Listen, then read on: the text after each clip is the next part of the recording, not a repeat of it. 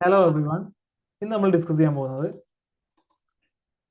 Hot topics ആയിട്ടുള്ള 1857 കലാപം, ഒന്നാം സ്വാതന്ത്ര്യ സമരം, 1857 first war of independence. Okay, ഒന്നാം സ്വാതന്ത്ര്യ സമരം 1857 മെയ് 10 ഡൽഹിക്ക് 50 കിലോമീറ്റർ അകലെ മീററ്റിലാണ്, മീററ്റ് ഉത്തർപ്രദേശിലാണ്. ഓക്കെ, ശിപ്പായി ലഹള ആദ്യം തുടങ്ങിയത്. ശിപ്പായി എന്ന പദം സിപ്പ, SIPA എന്ന പേർഷ്യൻ വാക്കിൽ നിന്നും ആണ് ഉണ്ടായത്. സൈന്യം എന്നാണ് വാക്കിന്റെ അർത്ഥം. മുട്ടിനി, സൈന്യത്തിനകത്തെ നിയമങ്ങളും ചട്ടങ്ങളും സംഘടിതമായി ലംഘിക്കുന്നതിനെയാണ് മുട്ടിനി എന്ന് പറയുന്നത്. റിവോൾട്ട്, സ്ഥാപിതമായ അധികാരത്തിനും ശക്തിക്കുമെതിരെയുള്ള ജനങ്ങളുടെ കലാപമാണ് റിവോൾട്ട്. 1857 കലാപത്തെ കുറിച്ച് പറയുമ്പോൾ ശിപ്പായിമാരുടെ ലഹളയെ സൂചിപ്പിക്കുന്നതിനാണ് മുട്ടിനി എന്ന പദം ഉപയോഗിക്കുന്നത്. കർഷകർ, സെമീന്ദാർമാർ, നാട്ടുരാജാക്കന്മാർ, ജാഗിർദാർ തുടങ്ങിയ പൗരവിഭാഗം നടത്തിയ കലാപത്തെ സൂചിപ്പിക്കുന്നതിന് റിവോൾട്ട് എന്ന പദം ഉപയോഗിക്കുന്നു. ബെൽ ഓഫ് ആംസ്, ആയുധങ്ങൾ സൂക്ഷിച്ചു വെച്ചിരുന്ന ഒരു സംഭരണശാല. ഫിറംഗി, വിദേശികളെ വിശേഷിപ്പിക്കുന്നതിന് വേണ്ടി ഹിന്ദിയിലും ഉറുദുവിലും ഉപയോഗിച്ചിരുന്ന ഒരു പദം പേർഷ്യൻ ഭാഷയിൽ നിന്നാണ് ഈ പദത്തിന്റെ ഉത്ഭവം. ഫിറംഗി രാജ്, വിദേശ ഭരണത്തെ സൂചിപ്പിക്കുന്ന പദം. ഓക്കെ, കലാപം വടക്കു പഞ്ചാബ് മുതൽ തെക്ക് നർമ്മദ വരെയും കിഴക്ക് ബീഹാർ മുതൽ പടിഞ്ഞാറ് രാജപുത്താന വരെയും വ്യാപിച്ചു. കലാപത്തിന്റെ കാരണങ്ങൾ എന്തൊക്കെയായിരുന്നു? സാമ്പത്തിക കാരണങ്ങൾ, ഭരണപരമായ കാരണങ്ങൾ, രാഷ്ട്രീയ കാരണങ്ങൾ, ബ്രിട്ടീഷ് ഭരണത്തിന്റെ വൈദേശിക സ്വഭാവം, സാമൂഹിക സാംസ്കാരിക കാരണങ്ങൾ, സൈനിക കാരണങ്ങൾ, പെട്ടെന്നുള്ള കാരണം.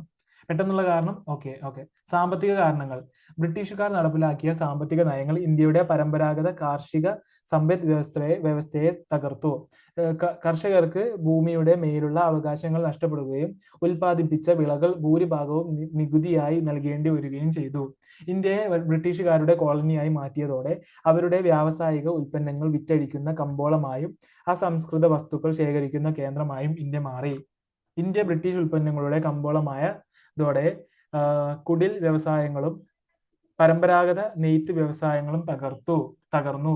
അനേകം പേർക്ക് തൊഴിൽ നഷ്ടപ്പെട്ടു. ഇതിന് കാരണക്കാരായ ഇംഗ്ലീഷുകാർക്കെതിരെയുള്ള അസംതൃപ്തിയും വെറുപ്പുമാണ് കലാപത്തിന്റെ കാരണങ്ങളിൽ പലതും.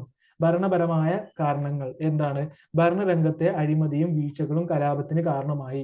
നാട്ടുരാജ്യങ്ങളെ ആശ്രയിച്ച് കഴിഞ്ഞിരുന്ന ഉദ്യോഗസ്ഥർക്കും സൈനികർക്കും തൊഴിൽ നഷ്ടപ്പെട്ടു. നാട്ടുരാജാക്കന്മാരുടെ സംരക്ഷണവും പ്രോത്സാഹനവും ലഭിച്ചിരുന്ന കലാകാരന്മാർ, മതനേതാക്കൾ തുടങ്ങിയവരുടെ നിലനിൽപ്പ് അപകടത്തിലായി. യൂറോപ്യൻ മാതൃകയിൽ സ്ഥാപിക്കപ്പെട്ട കോടതികൾ ബ്രിട്ടീഷുകാരുടെയും സെമീന്ദാർമാരുടെയും താല്പര്യങ്ങൾ മാത്രമേ സംരക്ഷിച്ചിരുന്നുള്ളൂ. കൂടാതെ അഴിമതിയും സ്വജനപക്ഷപാതവും കൊണ്ട് പൊറുതിമുട്ടിയ ജനങ്ങൾ അവസാനം ഭരണകൂടത്തിനെതിരെയുള്ള കലാപത്തിൽ പങ്കുചേർന്നു. രാഷ്ട്രീയ കാരണങ്ങൾ, നാട്ടുരാജ്യങ്ങൾ പിടിച്ചെടുക്കാനും രാജകീയ നാടുവാഴി സ്ഥാനങ്ങൾ ഇല്ലാതാക്കാനുമുള്ള കമ്പനിയുടെ പരിശ്രമങ്ങൾ. 1848 ഡൽഹൌസി പ്രഭു നടപ്പിലാക്കിയ ദത്തവകാശ നിരോധന നിയമം. ഇതിൻ പ്രകാരം ഒരു നാട്ടുരാജാവ് പുരുഷ അനന്തരാവകാശിയുമില്ലാതെ മരണപ്പെട്ടാൽ ആ നാട്ടുരാജ്യം ബ്രിട്ടീഷ് ഇന്ത്യയോട് കൂട്ടിച്ചേർക്കപ്പെടും. ദത്തവകാശ നിരോധന നിയമപ്രകാരം ആദ്യമായി കൂട്ടിച്ചേർക്കപ്പെട്ട നാട്ടുരാജ്യം സത്താറയാണ്. 1848. ദത്തവകാശ നിരോധന നിയമപ്രകാരം കൂട്ടിച്ചേർക്കപ്പെട്ട മറ്റു നാട്ടുരാജ്യങ്ങൾ എത്ര ഉണ്ട്? 1, 2, 3, 4, 5, ടോട്ടൽ 6 ഓക്കെ, സത്താറയാണ് ആദ്യത്തെ 1848. പിന്നെ 1849 ജയ്പൂർ, 1850 സാമ്പൽപൂർ, 1852 ഉദയ്പൂർ, 1853 നാഗ്പൂർ, 1854 ഝാൻസി. ദുർഭരണം കുറ്റം ചുമത്തി ഔധ് 1856 ബ്രിട്ടീഷ് അധീനതയിൽ കൂട്ടിച്ചേർത്തു. ഓക്കെ, ഔധ് ദുർഭരണമാണ് ഔധ്. ഓക്കെ, സൈനിക സഹായ വ്യവസ്ഥ ഔധിന് മേൽ അടിച്ചേൽപ്പിച്ച വർഷം 1801. ഔധ് പിടിച്ചെടുക്കാൻ ഡൽഹൌസി നടപ്പിലാക്കിയ നയം പിടിച്ചെടുക്കൽ നയം, അനക്സേഷൻ പോളിസി. ഒരു ദിവസം നമ്മുടെ വായിൽ വീഴാൻ പോകുന്ന ഒരു cherry, a cherry that will drop into our mouth one day എന്ന് ഔധിനെ വിശേഷിപ്പിച്ചത് ആരായിരുന്നു? ഡൽഹൌസി പ്രഭു. ഔധ് അറിയപ്പെട്ടത് ബംഗാൾ ആർമിയുടെ നഴ്സറി എന്നാണ്. ബംഗാൾ ആർമിയുടെ നഴ്സറി ഔധ്. ദുർഭരണത്തിന്റെ പേര് പറഞ്ഞു അവധിലെ നവാബായ വാജിദ് അലി ഷായെ കൽക്കട്ടയിലേക്ക് നാടുകടത്തി. നവാബായ ദുർഭരണത്തിന്റെ പേര് പറഞ്ഞ് ഔദിലെ നവാബായ വാജിദ് അലി ഷായെ കൽക്കട്ടയിലേക്ക് നാടുകടത്തി. ഇത് ശക്തമായ ജനകീയ പ്രക്ഷോഭത്തിലേക്ക് നയിച്ചു. ജീവൻ ശരീരം വിട്ടുപോയിരിക്കുന്നു. ഈ നഗരത്തിന്റെ ശരീരം ജീവനില്ലാത്തതായി മാറിയിരിക്കുന്നു. ഇത് 1857 റിവോൾട്ട് റിലേറ്റഡ് ആണ്. അവധിയിലെ താലൂക്കർദാർമാരെ നീക്കം ചെയ്യാനായി ബ്രിട്ടീഷുകാർ 1856 നടപ്പിലാക്കിയ വ്യവസ്ഥ ഏത് വ്യവസ്ഥയായിരുന്നു? ഔദിലെ താലൂക്ക്ദാർമാരെ നീക്കം ചെയ്യാനായി ബ്രിട്ടീഷുകാർ 1856 നടപ്പിലാക്കിയ വ്യവസ്ഥ ഏതായിരുന്നു? സമ്മറി വ്യവസ്ഥ, സമ്മറി സെറ്റിൽമെന്റ് ഓർ താൽക്കാലിക വ്യവസ്ഥ. ഓക്കെ, കാനിങ് പ്രഭുവാണ് ദത്തവകാശ നിരോധന നിയമം നടപ്പിലാക്കിയത്. തെറ്റാണ്, ഡെൽഹൌസിയാണ്. ഈ നയപ്രകാരം ഒരു നാട്ടുരാജാവ് പുരുഷ അനന്തരാവകാശി ഇല്ലാതെ മരണപ്പെട്ടാൽ ആ നാട്ടുരാജ്യം ബ്രിട്ടീഷ് ഇന്ത്യയോട് കൂട്ടിച്ചേർക്കപ്പെടും. ശരിയാണ്. ഓക്കെ, തന്നിരിക്കുന്ന ശരിയായ പ്രസ്താവന ഏത്? 1854 അവധിൽ സമ്മറി വ്യവസ്ഥ നടപ്പിലായത്. തെറ്റാണ്. എന്നായിരുന്നു സമ്മറി വ്യവസ്ഥ?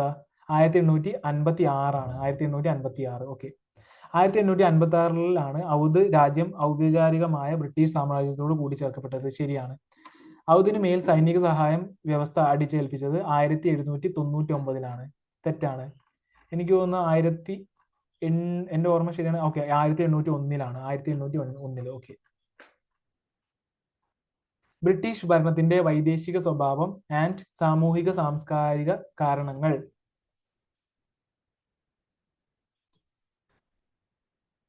ബ്രിട്ടീഷ് ഭരണത്തിന്റെ വൈദേശിക സ്വഭാവം ആൻഡ് സാമൂഹിക സാംസ്കാരിക കാരണങ്ങൾ. വംശീയമായി കേമന്മാരാണെന്ന് കരുതിയിരുന്ന ബ്രിട്ടീഷുകാർ ഇന്ത്യക്കാരോട് അങ്ങേയറ്റത്തെ അവജ്ഞയോടുകൂടിയാണ് പെരുമാറിയിരുന്നത്. ഇന്ത്യക്കാരെ വിശ്വസിക്കാൻ കൊള്ളില്ലെന്നും ഉയർന്ന ഉദ്യോഗങ്ങൾക്ക് അവർ അയോഗ്യരാണെന്നും ബ്രിട്ടീഷുകാർ പ്രഖ്യാപിച്ചു. യൂറോപ്യൻ കുറ്റവാളികളെ വിചാരണ ചെയ്യാൻ ഇന്ത്യൻ ജഡ്ജിമാരെ അനുവദിച്ചിരുന്നില്ല. നിഷ്ഠൂരമായ ഈ സാമൂഹ്യ വിവേചനം ഇന്ത്യക്കാരുടെ ആത്മാഭിമാനത്തെ വ്രണപ്പെടുത്തുകയും അവരിൽ ശക്തമായ ബ്രിട്ടീഷ് വിരുദ്ധ മനോഭാവം സൃഷ്ടിക്കുകയും ചെയ്തു. ബ്രിട്ടീഷ് ഭരണം തങ്ങളുടെ മതത്തെ അപകടത്തിലാക്കും എന്ന ഭയം ഗവൺമെന്റ് നടപ്പിലാക്കിയ സാമൂഹിക പരിഷ്കാരങ്ങൾ ജനങ്ങളുടെ മതവികാരങ്ങളെ ഇളക്കി എന്ന ചിന്താഗതി. സതി നിരോധിച്ചതും വിധവാ പുനർവിവാഹം, അതുപോലെ വനിതാ വിദ്യാഭ്യാസം. ഓക്കെ, ക്രിസ്ത്യൻ മിഷണറിമാരുടെ പ്രവർത്തനം. സൈനിക കാരണങ്ങൾ എന്തൊക്കെയാണ്? സൈനികർക്ക് ലഭിക്കുന്ന തുച്ഛമായ ശമ്പളം. ബ്രിട്ടീഷുകാർ ശിപ്പായി മാർക്കിടയിൽ ക്രിസ്തു മതം പ്രചരിപ്പിക്കുകയും താടി, തലപ്പാവ് തുടങ്ങിയ ജാതി അടയാളങ്ങൾ ധരിക്കുന്നത് വിലക്കിയിരുന്നു. വിദേശ സേവനം നിർബന്ധമാക്കിക്കൊണ്ടുള്ള ഒരു നിയമം ഗവൺമെന്റ് കൊണ്ടുവന്നു. വിദേശ ഭത്ത നിർത്തലാക്കി. ശിപ്പായിമാർക്ക് വിതരണം ചെയ്തിരുന്ന റൊട്ടി എല്ലുപൊടി ചേർത്ത ഗോതമ്പ് കൊണ്ടാണെന്ന് വാർത്ത പരന്നത്. പെട്ടെന്നുള്ള കാരണം 1857 ജനുവരി മുതൽ സൈനികർക്ക് പുതിയതായി നൽകിയ എൻഫീൽഡ് P53 തോക്കുകളിൽ പശുവിന്റെയും പന്നിയുടെയും കൊഴുപ്പടങ്ങിയ തിരകൾ ഉപയോഗിച്ചത്. ഇന്ത്യയുടെ ഒന്നാം സ്വാതന്ത്ര്യ സമരം എന്നറിയപ്പെടുന്നത് മുഗൾ ഭരണത്തിന്റെ പൂർണ്ണമായ പതനത്തിന് കാരണമായ വിപ്ലവം. 1857 വിപ്ലവം. 1857 വിപ്ലവത്തിലെ സൈനികരുടെ രഹസ്യമുദ്ര ആണ് ചപ്പാത്തിയും ചുവന്ന താമരയും. കലാപകാരികളുടെ മുദ്രാവാക്യങ്ങൾ സംഘടിക്കുക, ഉണരുക, വിദേശികളെ പുറത്താക്കുക. കലാപകാരികൾ രഹസ്യമായി ആശയങ്ങൾ കൈമാറുന്നതിന് പ്രധാന ഉപാധിയായി ഉപയോഗിച്ചത് ചപ്പാത്തി. ഒരു ഗ്രാമത്തിൽ നിർമ്മിച്ചിരുന്ന ചപ്പാത്തിയിൽ കലാപകാരികൾക്കുള്ള നിർദ്ദേശങ്ങൾ പ്രാദേശിക ഭാഷകളിൽ എഴുതി രാത്രിയിൽ മറ്റ് പ്രദേശങ്ങളിലേക്ക് കൈമാറും. ഇതിന് തുടക്കം കുറിച്ചത് ഗുരു ദാസാബാബ്, നാനാ സാഹിബിന്റെ ഗുരു. 1857 വിപ്ലവത്തിൽ മംഗൾ പാണ്ഡെയുടെ നേതൃത്വത്തിൽ ആദ്യത്തെ വെടിവെപ്പ് നടന്ന സ്ഥലം ബാരക്പൂർ, പശ്ചിമ ബംഗാൾ. വിപ്ലവകാരികൾ ആദ്യം പിടിച്ചെടുത്ത പ്രദേശം ഡൽഹി, 1857 മെയ് 12. കലാപകാരികൾ ഇന്ത്യയുടെ ചക്രവർത്തിയായി പ്രഖ്യാപിച്ച മുഗൾ ചക്രവർത്തി ബഹദൂർ ഷാ സെക്കൻഡ്, 82 വയസ്സിൽ. ജീവിതത്തിന്റെ പകൽ തീരാറായി, സന്ധ്യ പടർന്നു തുടങ്ങിയിരിക്കുന്നു. ഇനി ഇരു കാലുകളും നീട്ടി ശവക്കല്ലറയിൽ ഉറങ്ങാം. ജനിച്ച മണ്ണിൽ ലയിക്കാൻ 6 അടി പോലും ലഭിക്കാത്ത സഫർ, നീ എത്ര നിർഭാഗ്യവാൻ. ബഹദൂർ ഷാ സഫർ പറഞ്ഞതാണ്. അടുത്തത് ആദ്യ രക്തസാക്ഷി ആരാണ്? മംഗൾ പാണ്ഡെ. മംഗൾ പാണ്ഡെ വധിച്ച ബ്രിട്ടീഷ് ഉദ്യോഗസ്ഥൻ? Adjutant adjutant Baugh. Adjutant Baugh. 1857 March 29. Mangal Pande വധിക്കാൻ ശ്രമിച്ച ബ്രിട്ടീഷ് ഉദ്യോഗസ്ഥൻ? James Hewson. 1857 മാർച്ച് 29. മംഗൾ പാണ്ഡെയെ അറസ്റ്റ് ചെയ്യാൻ ഉത്തരവ് നൽകിയത് ആരാണ്? ജോൺ ഹെയ്സി. മംഗൾ പാണ്ഡെയെ ബ്രിട്ടീഷുകാർ വധിച്ചത് എന്നാണ്? 1857 ഏപ്രിൽ 8. അതായത് മാർച്ച് ഏപ്രിൽ നെക്സ്റ്റ് മാസം നെക്സ്റ്റ് വീക്ക് തന്നെ മംഗൾ പാണ്ഡെ വധിച്ചിട്ടുണ്ടായിരുന്നു. ഏപ്രിൽ 8, 1857.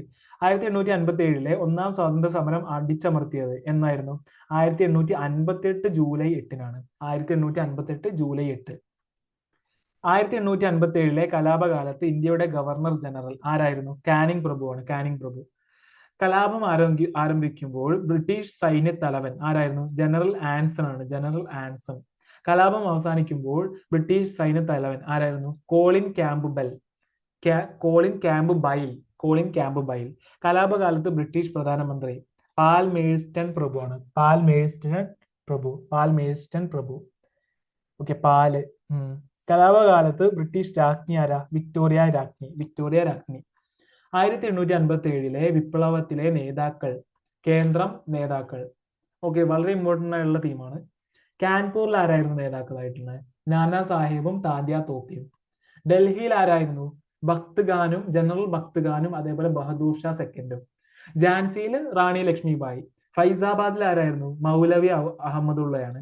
മൗലവി അഹമ്മദുള്ള. മീററ്റിൽ ആരായിരുന്നു? കദം സിംഗ് ആണ്. കദം സിംഗ്. അലഹബാദിൽ ആരായിരുന്നു ഉള്ളത്? ലിയാഖത്ത് അലിയാണ്. ലിയാഖത്ത് അലി. മധുരയിൽ ആരായിരുന്നു ഉണ്ടായിരുന്നത്? ദേവി സിംഗ് ആണ്. ദേവി സിംഗ്. ഗോളിയാറിൽ ആരായിരുന്നു ഉണ്ടായിരുന്നത്? റാണി ലക്ഷ്മിബായും അതേപോലെ താന്ത്യ തോപ്പയും. താന്ത്യ തോപ്പിയും റാണി ലക്ഷ്മിബായും. ഓക്കെ. ഹരിയാനയിൽ ആരായിരുന്നു ഉണ്ടായിരുന്നത്? റാവു തുലാറാം ആണ്. റാവു തുലാറാം ഹരിയാന. അപ്പൊ റാവു തുലാറാം ഹരിയാന, ഗോളിയാറിൽ റാണി ലക്ഷ്മിബായി താന്തി തോപ്പി, മധുരയിൽ ദേവി സിംഗ്, അലഹബാദിൽ ലിയാഖത്ത് അലി, മീററ്റിൽ കദം സിംഗ്, ഫൈസാബാദിൽ മൗലവി അഹമ്മദുള്ള, ഝാൻസിയിൽ റാണി ലക്ഷ്മിബായി, ഡൽഹിയിൽ ജനറൽ ഭക്ത് ഖാനും അതേപോലെ ബഹദൂർ ഷാ സെക്കൻഡും, കാൻപൂരിൽ നാനാ സാഹിബും താന്ത്യ തോപ്പിയും. ഓക്കെ, ഇനി കേന്ദ്രം നേതാക്കൾ. ഓക്കെ, അസമിൽ ആരായിരുന്നു ഉണ്ടായിരുന്നത്? അസമില് മണിറാം ദത്തയാണ് ഉണ്ടായിരുന്നത്. മണിറാം ദത്ത. അസമിൽ മണിറാം ദത്ത. ലക്നൗ, ഔദ്, ആഗ്ര, അയോധ്യ ഇവിടങ്ങളിൽ ആരായിരുന്നു ഉണ്ടായിരുന്നത്? ബീഗം ഹസ്രത് മഹൽ ആയിരുന്നു. ബീഗം ഹസ്രത് മഹൽ. ബീഹാർ പിന്നെ അതേപോലെ ജഗദീഷ്പൂർ പിന്നെ ആരയിലൊക്കെ ആരായിരുന്നു ഉണ്ടായിരുന്നത്? കൻവാർ സിംഗ് ആണ്. വളരെ ഇമ്പോർട്ടന്റ് ആണ്. ഈ അടുത്തുള്ള ക്വസ്റ്റ്യൻ പേപ്പേഴ്സിലൊക്കെ കണ്ടിട്ടുണ്ടായിരുന്നു കൻവാർ സിംഗിനെ കുറിച്ചുള്ള ക്വസ്റ്റ്യൻസ്. ബീഹാർ, ജഗദീഷ്പൂർ. ബറേലി അതേപോലെ റോഹിൽഖണ്ഡ് ഇവിടെ ആരായിരുന്നു നേതാക്കളായിട്ടുണ്ടായിരുന്നത്? ഖാൻ ബഹദൂർ ഖാൻ ആയിരുന്നു. ബറേലി, രോഹിൽഖണ്ഡ്. മാണ്ടസോറിൽ ആരായിരുന്നു നേതാവ്? ഫിറോസ് ഷാ ആണ്. ഫിറോസ് ഷാ. അടുത്തത് കേന്ദ്രം നേതാക്കൾ വീണ്ടും. ഓക്കെ, ഔദില് ആരായിരുന്നു നേതാക്കളായിട്ടുണ്ടായിരുന്നത്? വാജിദ് അലി ഷാ, ബീഗം ഹസ്രത് മഹൽ, ബിർജിസ് ഖാദർ. ഉത്തർപ്രദേശിലെ ബറൌട്ട് പർഗാന ഇവിടെ ആരായിരുന്നു നേതാവായിട്ടുണ്ടായിരുന്നത്? ഷാമൽ ആണ്. ഷാമൽ. ഛോട്ടാ നാഗ്പൂരിലെ സിംഗ് ഭൂമിയിലെ കോൾ ഗോത്രവർഗക്കാരുടെ കലാപം. ഇതിന്റെ നേതാവ് ആരായിരുന്നു? ഗോനു ആണ്. ഗോനു. ഓക്കെ, ഇവിടെ ഓക്കെ മാപ്പ് കൊടുത്തിട്ടുണ്ട്. 1857 റാണി ലക്ഷ്മിബായി കലാപം നയിച്ച സ്ഥലങ്ങൾ ഏതാണ്? ഗോളിയാർ അതേപോലെ ഝാൻസി. കാൻപൂർ നാനാ സാഹിബ് കലാപം നയിച്ച സ്ഥലം. ഓക്കെ, ആരായിരുന്നു നടുത്? കുൻവർ സിംഗ് നയിച്ച സ്ഥലം, കലാപം നയിച്ച സ്ഥലം. ഓക്കെ, അതുപോലെ ഫൈസാബാദ് ആരായിരുന്നു നയിച്ചത്? മൗലവി അഹമ്മദുള്ള കലാപം നയിച്ച സ്ഥലം. നേപ്പാള് ലക്നൗ ഹസ്രത് മഹൽ കലാപം നയിച്ച സ്ഥലം. ഓക്കെ, ബറേലി ആരായിരുന്നു? ബഹദൂർ ഖാൻ കലാപം നയിച്ച സ്ഥലം. ഡൽഹി ബഹദൂർ ഷായും ഭക്ത് ഖാനും കലാപം നയിച്ച സ്ഥലം. ഓക്കെ. 1857 കലാപം വ്യാപിക്കാത്ത സ്ഥലങ്ങൾ ഏതൊക്കെയാണ്? പഞ്ചാബ്, ബോംബെ, മദ്രാസ്. പഞ്ചാബ്, ബോംബെ, മദ്രാസ്. ഓക്കെ. കലാപം അടിച്ചമർത്തിയ ബ്രിട്ടീഷ് ജനറൽമാർ. ഡൽഹിയിൽ ആരൊക്കെയായിരുന്നു? നിക്കോൾസൺ, അതേപോലെ ഹഡ്സൺ. ഹഡ്സൺ ലൈനൊക്കെ കേട്ടിട്ടില്ലേ? ഡൽഹിയിലാണ്. അപ്പൊ ഡൽഹിയിൽ നിക്കോൾസണും ഹഡ്സണും. കാൻപൂരിൽ ആരൊക്കെയാണ്? ക്യാമ്പലും അതേപോലെ ഹാവ്ലോക്കും. ക്യാമ്പലും ഹാവ്ലോക്കും. ഝാൻസിയിൽ ആരായിരുന്നു? ഹ്യൂറോസ് ആണ്. ഹ്യൂറോസ്. ലക്നൌവിൽ ആരായിരുന്നു? ലക്നൌവിലും ക്യാമ്പൽ തന്നെ. ലക്നൌവിലും കാൻപൂരിലും ക്യാമ്പല്. അതുപോലെ കാൻപൂരിൽ വേറൊരാളും കൂടി ഉണ്ട്, ഹാവ്ലോക്ക്. ഡൽഹിയിൽ നിക്കോൾസൺ, ഹഡ്സൺ. ബറേലിയിൽ ആരായിരുന്നു? ബറേലിയിൽ ക്യാമ്പൽ തന്നെ. ബറേലിയിൽ, ലക്നൌവിൽ, അതേപോലെ കാൻപൂരിൽ ക്യാമ്പൽ തന്നെ. ആരയിൽ ആരായിരുന്നു? ആരയിൽ വില്യം ടൈലർ ആണ്. ആരയിൽ ആരായിരുന്നു? കുൻവാർ സിംഗ് ആയിരുന്നു നയിച്ചത്. അപ്പോൾ കുൻവാർ സിംഗ് നയിച്ചിരുന്ന അവിടെ കലാപം അടിച്ചമർത്തിയത് വില്യം ടൈലർ ആണ്. William Tyler. ഓക്കെ. ഇതോടുകൂടി നമ്മൾ ഈ ടോപ്പിക് അവസാനിച്ചിരിക്കുന്നു. നെക്സ്റ്റ് വീഡിയോയിൽ നെക്സ്റ്റ് ടോപ്പിക്കായിട്ട് വരാം. Thank you very much for listening me. Will see you next class. Thank you very much. By.